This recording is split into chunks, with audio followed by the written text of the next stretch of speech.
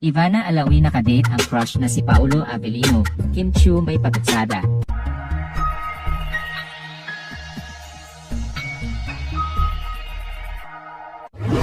Kamakailan ay spotted sa isang mall sina kapamilya stars Paolo Avellino at Ivana Alawi.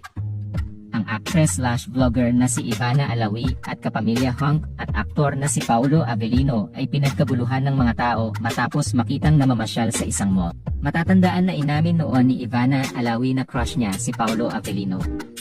Sa isang interview niya noon sa presko ng pelikulang Sit-Sit, kung saan bida si Ivana sa episode ng Aswang, at si Paolo naman ang producer, umamin ang sexing actress na na-pressure at nahiya siya kay Paolo. Inamin ni Ivana na hindi niya inaasahan na makakatrabaho niya ang isa sa mga crush niya sa showbiz.